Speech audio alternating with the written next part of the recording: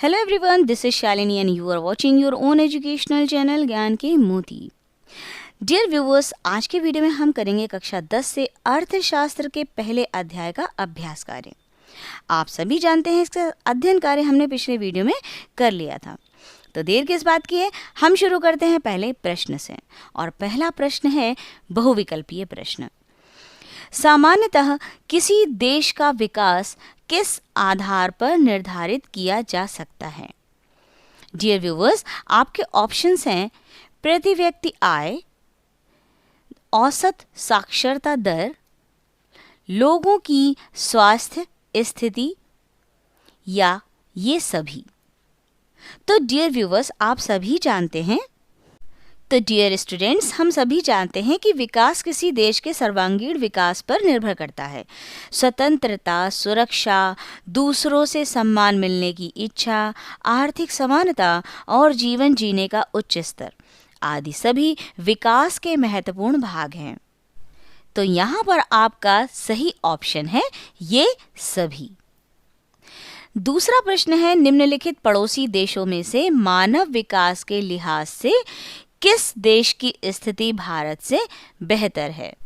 आपके ऑप्शंस हैं बांग्लादेश, श्रीलंका, नेपाल या पाकिस्तान। डियर स्टूडेंट्स, मानव विकास के लिहाज से श्रीलंका की स्थिति भारत से बेहतर है, तो आपका सही ऑप्शन है श्रीलंका। तीसरा प्रश्न है मान लीजिए कि एक देश में 4 परिवार हैं। इन परिवारों की प्रति व्यक्ति आय 5,000 है। अगर 3 परिवारों की आय क्रमशः 4,000, 7,000 और 3,000 रुपए है, तो चौथे परिवार की आय क्या है? तो ध्यान दीजिए कि चारों परिवार की प्रति व्यक्ति आय 5,000 है। इसका अर्थ ये हुआ कि हमें 5,000 में 4 परिवारों का गुणा करना होगा, यानी 5,000 रुपये गुणे 4 कितना निकलता है? 20,000 रुपये। अब 3 परिवारों की आय है 4,000 रुपये, 7,000 रुपये और 3,000 रुपये। इन तीनों का टोटल होता है 4, 7, 11, 3, 14। तो चौथे परिवार की आय क्या हुई?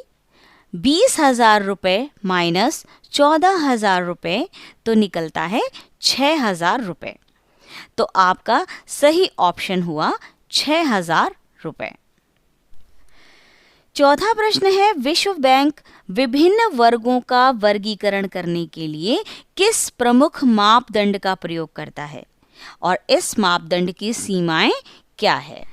डियर स्टूडेंट्स, इसका उत्तर आप लिख सकते हैं कि विश्व बैंक विभिन्न वर्गों का वर्गीकरण करने के लिए सकल राष्ट्रीय आय या प्रति व्यक्ति आय मापदंड का प्रयोग करता है, यानी प्रति व्यक्ति आय का प्रयोग करता है हमारे विभिन्न वर्गों को वर्गीकरण करने के लिए। विश्व बैंक की विश्व विकास रिपोर्ट 2016 के अनुसार विश्व की अर्थव्यवस्था देश को 4 प्रमुख वर्गों में विभाजित किया गया है। इन वर्गों के माध्यम से ही हमें पता चल सकता है कि देश अविकसित है या विकासशील है या फिर विकसित है। तो जैसा कि हमने पढ़ा था कि वर्ष 2013 के अनुसार 12,736 अमेरिकी डॉलर प्रति वर्ष या इससे अधिक पीसीआई वाले देशों को समृद्ध देश कहा जाता था। ऐसे देश जिनकी पीसीआई प्रति वर्ष 1,045 या उससे कम अमेरिकी डॉलर है, उसको कम आय वाला देश कहा जाता है। वर्ष 2013 में भारत की प्रति व्यक्ति आय केवल 1,570 अमेरिकी डॉलर प्रति वर्ष था और इसे मध्य आय वाले देशों के रूप में वर्गीकृत किया गया है। लेकिन दूसरी बात ये भी पूछी गई है कि इन मापदंडों की सीमाएं क्या हैं, तो आपको बता देती हूँ कि ये मापदंड लोगों के बीच की असमानताओं को छुपाता है, इसलिए इसे एक बेहतर मापदंड नहीं माना जा सकता है। भाई देखिए, कुछ व्यक्ति अत्यंत समृद्ध होते हैं और कुछ जो होते हैं वो अत्यंत ही वंचित वर्ग के होते हैं। इस तरह व्यक्तियों के जो बीच असमान आय का वितरण है, इससे औसत व्यक्ति की आय का पता नहीं चल पाता है। यही कारण है, यही रीज़न है कि यह मापदंड जो है लोगों के बीच की असमानताओं को छुपाता है, इसलिए इसे एक बेहतर मापदंड नहीं माना जा सकता है। यही इसकी सीमा है। हमारा 5वां प्रश्न है कि विकास मापने का संयुक्त राष्ट्र विकास कार्यक्रम UNDP का मापदंड किन पहलुओं में विश्व बैंक के मापदंड से अलग है? आइए समझते हैं कैसे अलग है। डियर स्टूडेंट्स, संयुक्त राष्ट्र विकास कार्यक्रम देशों की तुलना उस देश के लोगों के शैक्षिक स्तर, जीवन प्रत्याशा जो स्वास्थ्य से संबंधित है यानी वहाँ की औसत आयु, और प्रति व्यक्ति आय यानी प्रति वर्ष जो प्रति व्यक्ति आय निकलती है उसके आधार पर करता है। यानी हम दूसरे शब्दों में कह सकते हैं कि किसी देश को विकसित देश की श्रेणी में तभी माना जाएगा जब वह इन तीनों स्तरों पर स्वयं को विकसित पाएगा। जी स्टूडेंट्स, विश्व बैंक की रिपोर्ट के अनुसार किसी देश की आर्थिक स्थिति उच्च होने से ही उस देश को विकसित देश घोषित नहीं किया जा सकता है, उसको विकसित देश की श्रेणी में नहीं लाया जा सकता है। ये मापदंड खरा नहीं उतरता है क्योंकि ये वहाँ की असमानताओं को छुपाता है।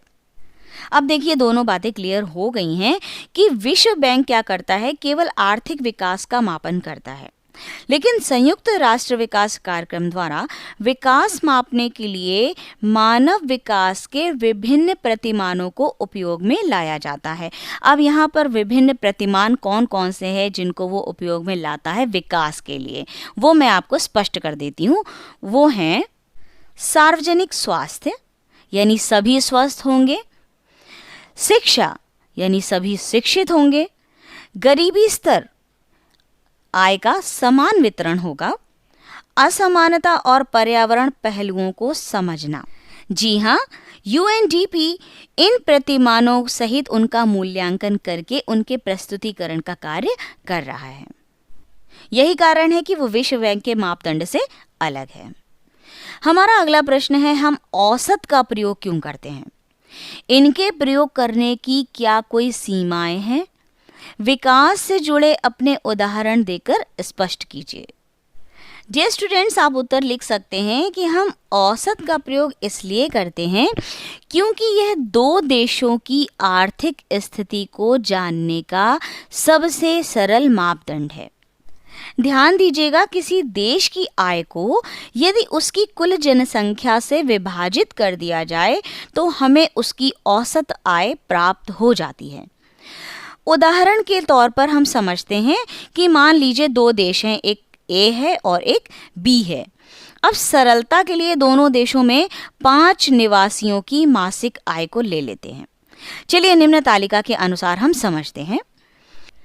देश A जो है उसमें जो 5 निवासी हैं उनकी मासिक आय को ले लेते हैं। पहले की है 16,800, दूसरे की है 19,800, तीसरे की है 18,800, चौथे की है 19,300 और पांचवें की है 25,300। यानी सबसे कम है पहले निवासी की और सबसे ज़्यादा है पांचवें निवासी की। अब इनकी औसत आय निकालने के लिए हमें इन पांचों का टोटल करने के बाद इसमें 5 का भाग करना पड़ेगा और उसकी औसत आय निकल आएगी। इनका टोटल होता है 1 लाख रुपए और अगर हम 5 से विभाजित करते हैं तो औसत आय निकलती है 20,000 रुपये।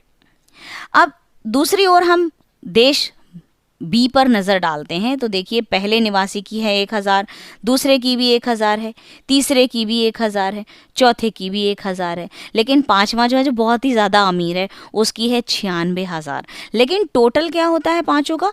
1 लाख। तो सेम औसत निकलता है, प्रति व्यक्ति आय क्या निकलती है? 20,000 रुपये। अब आप देख सकते हैं कि देश A में तो सभी लोग लगभग एक ही वर्ग के हैं, ना कोई अमीर है ना कोई गरीब है, लेकिन देश B में 4 लोग निर्धन हैं और 1 व्यक्ति अमीर है। तो जो औसत है, जो हमने औसत आय निकालनी, ये तुलना के लिए तो उपयोगी है, किंतु औसत आय से ये नहीं पता चलता है कि आय का समान वितरण किया गया है या नहीं। तो हाँ, आपका उत्तर निकल के आता है कि इनके प्रयोग करने की सीमाएं हैं। यही सीमा है कि इनसे आय का समान वितरण हो, ये पता नहीं चलता। बढ़ते हैं 7वें प्रश्न की ओर कि प्रति व्यक्ति आय कम होने पर भी केरल का मानव विकास क्रमांक महाराष्ट्र से ऊंचा है। इसलिए प्रति व्यक्ति आय एक उपयोगी मापदंड बिल्कुल नहीं है और राज्यों की तुलना के लिए इसका उपयोग नहीं करना चाहिए। क्या आप सहमत हैं? चर्चा कीजिए। तो डियर स्टूडेंट्स, आप अपनी तालिका में देख सकते हैं कि केरल में शिशु मृत्यु दर जो है वो महाराष्ट्र से कम है, जो कम ही होनी चाहिए। साक्षरता दर महाराष्ट्र से अधिक है, जो होनी चाहिए। और निवल उपस्थिति अनुपात यानी प्राथमिक और द्वितीयक स्तर दोनों पर ही अधिक है, जो ये भी होनी चाहिए, भले ही प्रति व्यक्ति आय कम हो। तो डियर स्टूडेंट्स, किसी भी राज्य के विकास हेतु प्रति व्यक्ति आय एक उचित मापदंड नहीं है। मानव विकास क्रमांक का आधार प्रति व्यक्ति आय बिल्कुल भी नहीं होना चाहिए।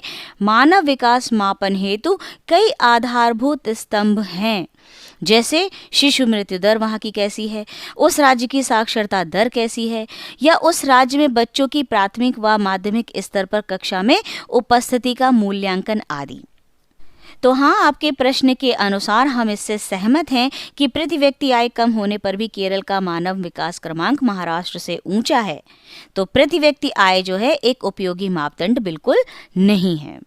बढ़ते हैं 8वें प्रश्न की ओर। भारत के लोगों द्वारा ऊर्जा के किन स्रोतों का प्रयोग किया जाता है, ज्ञात कीजिए।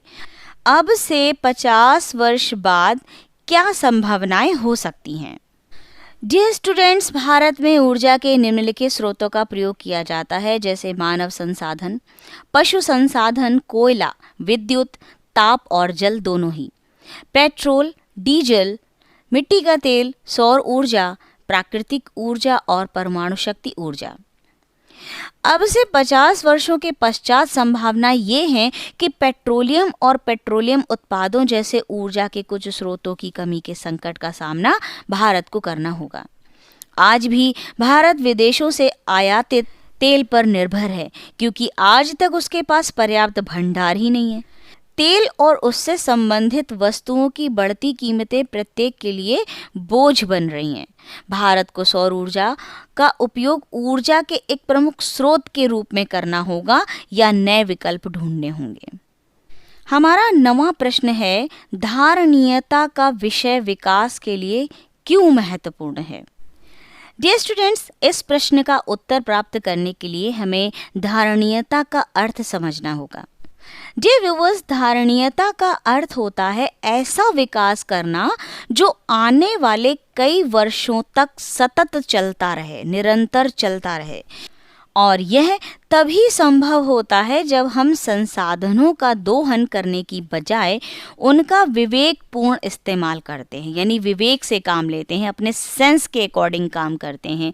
जैसे हम बिजली का दोहन करते हैं, पानी का दोहन करते हैं। क्या होता है कि समरसेबल लग गई है और टंकियां लगातार भरती चली जाती हैं। अलार्म लगाइए, टंकी भर जाएगी, अपने आप अलार्म बोलेगा। थोड़े से विवेक का इस्तेमाल करके हम इलेक्ट्रिसिटी भी बचा सकते हैं। रूम में कोई ना हो तो पंखा बंद कर दीजिए, एसी बंद कर दीजिए, वहाँ बिजली की कोई ज़रूरत ना हो तो बल्ब बंद कर दीजिए, वगैरह वगैरह।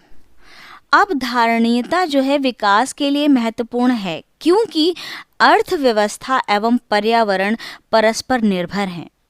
पर्यावरण की उपेक्षा करने के बाद अगर हम आर्थिक विकास के विषय में सोचें तो हमारी भावी पीढ़ी के लिए धारणीय नहीं हो सकता है। हमारी भावी पीढ़ी को इसका परिणाम भुगतना पड़ सकता है। इसलिए धारणीयता का विषय विकास के लिए अत्यधिक महत्वपूर्ण है। हमारा प्रश्न 10 है कि धरती के पास सब लोगों की आवश्यकताओं को पूरा करने के लिए पर्याप्त संसाधन हैं, लेकिन एक भी व्यक्ति के लालच को पूरा करने के लिए पर्याप्त संसाधन नहीं है। यह कथन विकास की चर्चा में कैसे प्रासंगिक है, चर्चा कीजिए। डियर स्टूडेंट्स, सोचने पर मजबूर हो जाएंगे कि पृथ्वी पर पर्याप्त संसाधन उपलब्ध हैं, जिन्हें मनुष्य अपनी आवश्यकताओं के अनुसार प्रयोग में लाता है, किंतु ये पर्याप्त संसाधन एक सीमित मात्रा में उपलब्ध हैं। हम ऐसा क्यों नहीं सोचते? अब देखिए, आवश्यकताओं और इच्छाओं को तो कभी पूरा किया ही नहीं जा सकता है, क्योंकि एक आवश्यकता पूरी होने के बाद हमें दूसरी आवश्यकता महसूस होने लगती है। एक इच्छा पूरी होती है और हमारी नई इच्छा जागृत हो जाती है। होता क्या है कि मानव जो है इन संसाधनों का प्रयोग निजी लाभ हेतु करने लगता है। तो हो सकता है भविष्य में एक व्यक्ति के निजी स्वार्थ तक ही सीमित रह जाए ये संसाधन। अतः ये बात निकल कर तो आ जाती है कि जो उपरोक्त कथन है इसी प्रासंगिकता की ओर ध्यान आकर्षित करता है कि निजी स्वार्थ की पूर्ति से ये संसाधन शीघ्र ही समाप्त हो जाएंगे और विकास की जो रफ्तार है वो धीमी पड़ जाएगी। और ये बात सच है कि धरती के पास हर लोगों की आवश्यकताओं को पूरा करने के पर्याप्त संसाधन तो हैं, लेकिन किसी एक व्यक्ति के लालच को पूरा करने के लिए कोई पर्याप्त संसाधन नहीं है। बढ़ते हैं अगले प्रश्न की ओर। 11वां प्रश्न है, पर्यावरण में गिरावट के कुछ ऐसे उदाहरणों की सूची बनाइए जो आपने अपने आसपास देखे हों। डियर व्यूअर्स, पर्यावरण में गिरावट के कुछ उदाहरण निम्नलिखित हैं, जैसे मृदा अपरदन, रासायनिक उर्वरकों और कीटनाशकों के उपयोग से जल प्रदूषण, भूजल के स्तर में गिरावट। भाई जगह जगह समरसेबल लग गई है, इसका मेन रीज़न यही है। गाड़ियों और कारखानों से निकलने वाले धुएं के द्वारा ध्वनि प्रदूषण और वायु प्रदूषण। वनों का कटाव किया जा रहा है जिससे जंगली जानवरों का आवास भी छिन रहा है और साथ ही इनका शिकार भी किया जा रहा है। हमारा अगला प्रश्न है, तालिका 1.6 में दी गई प्रत्येक मद के लिए ज्ञात कीजिए कि कौन सा देश सबसे ऊपर है और कौन सा सबसे नीचे। डियर स्टूडेंट्स, तालिका के अनुसार आप उत्तर निकाल सकते हैं कि यूएसए में प्रति व्यक्ति आय के आधार पर सबसे शीर्ष देश है श्रीलंका और निचला देश है नेपाल। जन्म के समय संभावित आयु के आधार पर अगर हम देखें तो शीर्ष देश है श्रीलंका और निचला देश है पाकिस्तान। विद्यालयी औसत आयु 25 वर्ष या उससे अधिक के आधार पर अगर हम देखें तो शीर्ष देश जो है श्रीलंका है और निचला देश है नेपाल और म्यांमार। मानव विकास सूचकांक के आधार पर अगर हम देखें तो उच्च देश है श्रीलंका और निम्नतम देश है पाकिस्तान।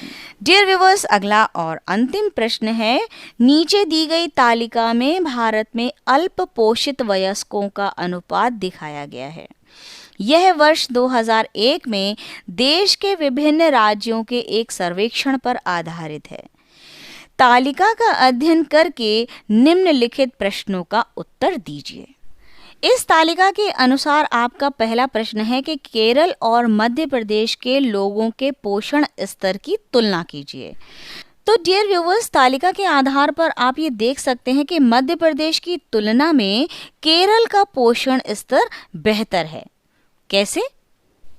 आप देखिए, पुरुषों का जो प्रतिशत है वो केरल में कम है, 22 है और मध्य प्रदेश में 43 है, जबकि महिलाओं में केरल में 19% है और मध्य प्रदेश में ये 42% है।